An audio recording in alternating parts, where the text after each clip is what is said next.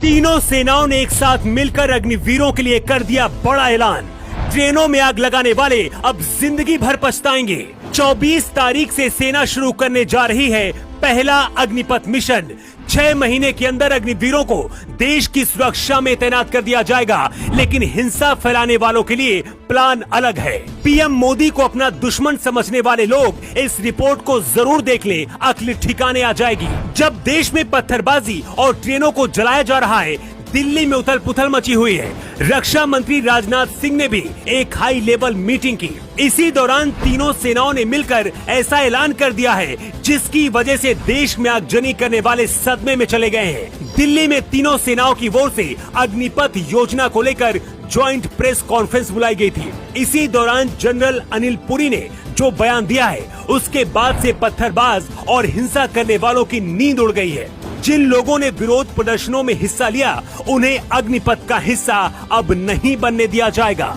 सेना में भर्ती होने से पहले युवाओं को पुलिस से एनओसी सर्टिफिकेट लेना होता है, जिसमें इस बात का जिक्र होता है कि ये बच्चे किसी भी विरोध प्रदर्शन का हिस्सा नहीं है। सेना, नौसेना और वायुसेना की ओर से भर्ती प्रक्रिया की टाइमलाइन पर भी इसकी जानकारी दी गई है। इससे पहले भी हमने पिछली रिपोर्ट में आपको बताया था कि सेना इस बात पर विचार कर रही है कि हिंसा फैलाने वालों को सेना में जगह नहीं दी जाएगी, और अब इसका ऐलान भी कर दिया गया है। अग्निपथ योजना के खिलाफ उग्र प्रदर्शन के लिए सेना ने कोचिंग संस्थानों को जिम्मेदार ठहराया है।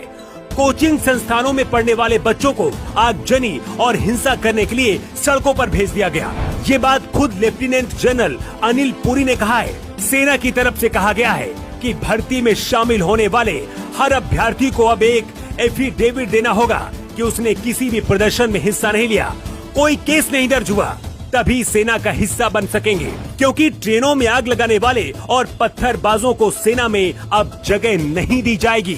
लेकिन सबसे बड़ा प्लान तो भारतीय वायुसेना ने तैयार कर लिया है। इंडियन एयरफोर्स में 24 जून से ही अग्निवीरों की भर्ती शुरू होने जा रही है। 1 महीने के बाद 24 जुलाई से फेज 1 एग्जाम की प्रक्रिया शुरू होगी और दिसंबर के अंत तक अग्निवीरों के पहले बैच को एनरोल कर दिया जाएगा।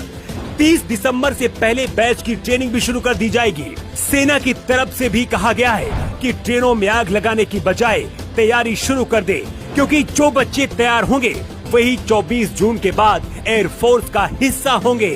सेना की तरफ से कहा गया है कि सेना में युवाओं की ज्यादा जरूरत है, इसीलिए ऐसा किया जा रहा है। जो लोग ये अफवाह फैला रहे हैं कि 4 साल के बाद अग्निवीरों का कैरियर खराब हो जाएगा, उन्हें ये जान लेना चाहिए कि 4 साल की नौकरी करने के बाद अग्निवीरों को दूसरी नौकरियों में आरक्षण दिया जाएगा। रक्षा मंत्रालय ने भी 10% आरक्षण का ऐलान किया है। इसके साथ इन्हें भी सेना के जवानों की तरह सभी सुविधाएं दी जाएंगी। अग्निवीरों के लिए ब्रिज कोर्स तैयार किया जाएगा, जिससे कि अपनी पढ़ाई भी जारी रख सकेंगे। सरकारी नौकरी में इन्हें उम्र में छूट भी दी जाएगी। इसके साथ ही और भी बहुत सारी सुविधाएं मिलेंगी। अग्निवीर योजना क्या है, इसे समझना है तो अग्निवीर योजना को पूरी तरह से आपको पढ़ना होगा, तभी आपको समझ में आएगा। तीनों सेनाओं की हुई प्रेस कॉन्फ्रेंस में साफ तौर पर कहा गया है कि कोचिंग संस्थानों का इस हिंसा को भड़काने में खास योगदान है। लेकिन सबसे बड़ा सवाल ये है कि अगर सेना में ये बच्चे नहीं भर्ती हो पाते हैं, तो फिर इसके लिए जिम्मेदार कौन होगा? खुद बच्चे जो आगजनी और प्रदर्शन कर रहे हैं, या फिर वो कोचिंग संस्थान जो इन्हें भड़का रहे हैं? ऐसे कोचिंग संस्थानों पर क्या कार्रवाई होनी चाहिए? आप क्या सोचते हैं? अपना जवाब कमेंट बॉक्स पर देकर बता सकते हैं। न्यू टाइम्स के लिए ब्यूरो रिपोर्ट।